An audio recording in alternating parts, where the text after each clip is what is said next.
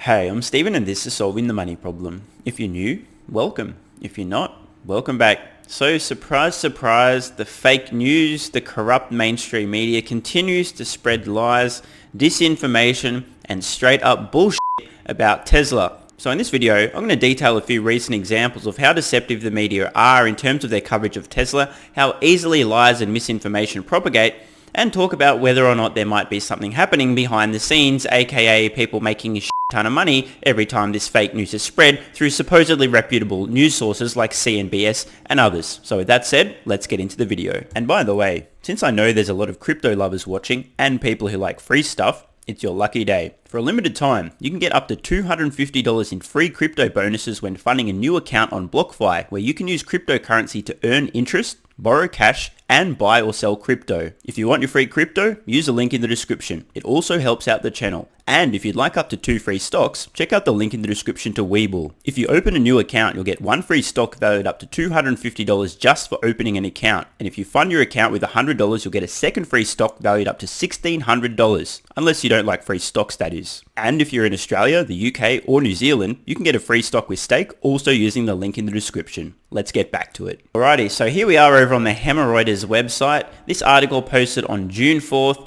propagated all over the interwebs, all throughout the mainstream finance media. Allow me to read the headline. Tesla's China orders fall by nearly half in May. Report. As in the source's report. Tesla's vehicle orders in China nearly halved in May from April against the backdrop of increased government scrutiny on the US electric car maker, the disinformation reported on Thursday, citing internal data. Okay, yeah, cool story, bro. Seems legit. The company's monthly net orders in China dropped to about 9,800 in May from more than 18,000 in April, the report said, sending shares down nearly 5% in afternoon trading. Goodness me.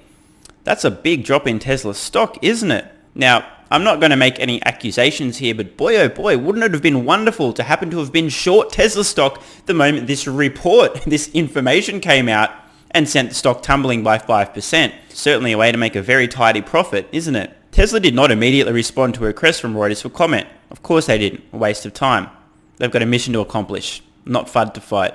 Save that for Twitter and YouTubers. China is the electric car maker's second biggest market after the United States and accounts for about 30% of its sales. Tesla makes electric Model 3 sedans and Model Y sports utility vehicles in a Shanghai plant. Tesla had won strong backing from Shanghai when it built its first overseas factory there in 2019. Tesla's Model 3 sedans were the best-selling electric vehicles in the country before they were overtaken by a much cheaper micro EV made by the joint venture between General Motors and SAIC. Now notice the terminology here. Tesla had won strong backing from Shanghai, sort of suggesting that something's changed. Then it also follows up, Tesla Model 3 sedans were the best-selling electric vehicle in the country before being overtaken by a death machine on wheels, $4,500 approximately, zero safety features. I mean, honestly, if you run into a wall at like 10 miles an hour, you've got a pretty high chance of ending up dead in that vehicle. Just for the record, it's not really a fair comparison to talk about sales figures and include vehicles that are selling for like 10% of the price of a Model 3 that have no safety features, zero performance, almost no range, etc. Anyway, let's continue. But the US company is now facing scrutiny over its handling of customer complaints over quality issues. More FUD. Last month, Reuters reported that staff at some Chinese government offices have been told not to park their Tesla cars inside government compounds due to security concerns over cameras installed in the vehicles. Tesla sold 11,671 Model 3 and Model Y vehicles in April in China compared with March, when it sold most of its 35,478 China-made cars locally, according to Chinese industry body CPCA. And here we are also on the Reuters website, this time June 8th. Headline, I quote, Tesla's China-made vehicle sales surged 29% in May. Auto Association. Wait, hang on. Where did we say 4 days ago? Tesla's China orders fall nearly half in May. Report.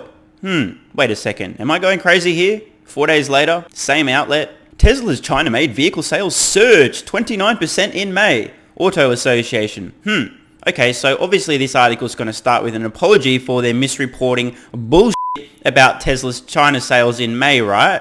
Tesla sold 33,463 China-made electric cars in May, including exports, a 29% jump from April, according to data from the China Passenger Car Association on Tuesday, which probably sounds like a slightly more reliable source than reports from the disinformation, supposedly relying on internal data. Anyway, I'm glad to see that they've apologized. Oh wait, they haven't yet. Well, hopefully they'll do that a little bit further down. I'll get to this eventually, I'm sure. Being an honest and ethical and reputable news outlet like Reuters, you'd hope that they would do that, right? China's new electric vehicle sales surged 177% to 185,000 cars in May from a year earlier, CPCA said. Overall, passenger vehicle sales, however, rose just 1.1% to 1.66 million cars. Now, this is actually quite important.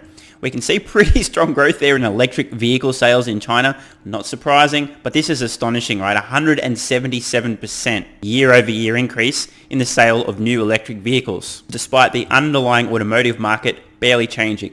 Tesla's China sales, accounting for nearly a third of its total sales, is closely watched as a sign of the US company's health in its second biggest market. Now, this is actually a very true point, and just want to throw this out there. What a great way to manipulate the stock. If you could somehow trick the stock market by fooling these moronic news outlets into misreporting information about China sales declining. Wouldn't that be a great way to make a lot of money shorting Tesla stock?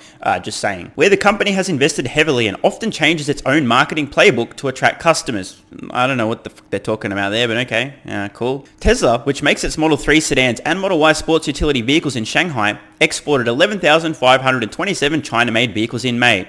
In April, it sold 25,845 China-made cars, down from 35,478 in March. And by the way, guys, I've scrolled down a little bit in this article. You'll notice the same bullshit, the same FUD just recycled from the previous article. Tesla's also facing scrutiny in China over handling of its customer complaints. Last month, Reuters also reported that staff at some Chinese government, blah, blah, blah. Same shit, right? Just insert FUD. No apology, no, well, hey guys, we made a mistake here. And by the way, this news propagated everywhere. As we heard, Tesla stock got hammered, down 5% as a result of this misreporting. So that's a little bit of the FUD. But don't worry, guys, there are some honest, ethical, reputable news outlets after all. Let's head over to CNBS. Good thing we can count on CNBS to tell us the facts. I quote, Tesla's China sales struggled to bounce back from an April slump. Tesla sold 33,463 electric cars in May, up 29% from... Wait a minute. Sorry. How high am I today, guys? Tesla's China sales struggled to bounce back from an April slump.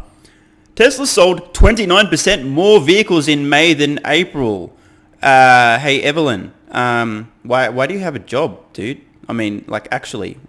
Can someone explain in the comments how a 29% increase in sales is a struggle to bounce back? I don't actually know what's going on. Oh, yes, I do. It's the fucking fake news. Let's read on. Maybe there's something useful here somewhere. Tesla's sales in China rose in May from the prior month, but failed to recover from levels seen in March, according to the Chinese Passenger Car Association. Tesla sold 33,463 electric sedans in May, up 29% from April's 25,845 units. Data released late Tuesday showed. The numbers still fell short of March's 35,478 car sales.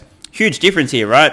33,500, 35,500. Tesla's definitely struggling here, guys. The rebound in sales. Hang on a minute.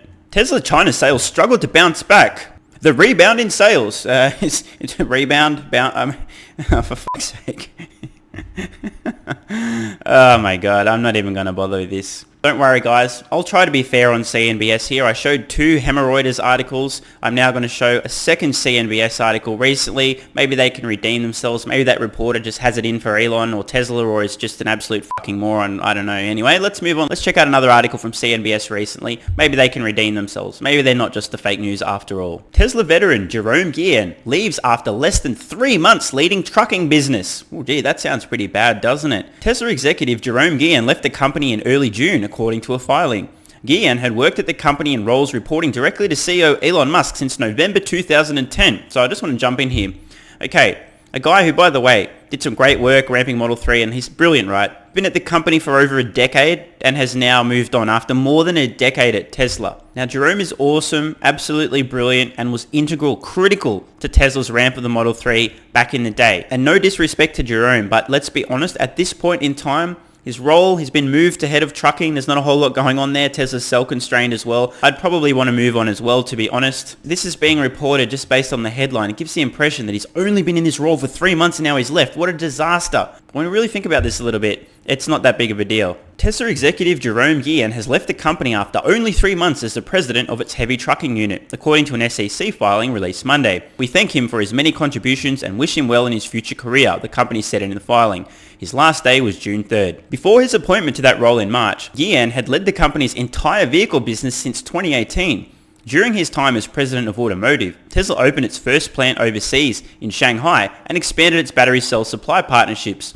Guillen has worked at the company in roles reporting directly to CEO Elon Musk since November 2010. So basically, Tesla veteran who's been at the company for over a decade and made sure he stuck around when he really needed to be there, helping to ramp Model 3 production, overseeing automotive, overseeing the construction of the Shanghai plant, getting it open on time in record time, I might add. Now, at a non-critical time, when he's involved in a non-critical part of Tesla's business, has decided to move on after more than a decade at the company. It's a cool story, bro. Like, this really isn't even news. Now, no offense to Jerome here. My impression here is that CNBS are painting this as something really bad. Oh my god, he's only 3 months in this role and now he's gone. He's quit the company. But really, this is not a huge deal. Now we're over at Twitter. There's a couple of tweets from Gary Black here. The original tweet that he's retweeting here, I'll read first. This is relating to the BS that was reported about Tesla's supposed China sales in May. Shout out to Reuters and the disinformation. Yesterday's attack on Tesla was a professional hit job run by shorts on a dumb journalist with a willing accomplice, CNBS. Other than Jim Cramer, who has successfully run money, do not listen to CNBS when it comes to Tesla. The others are just talking heads, and I might want to expand on that.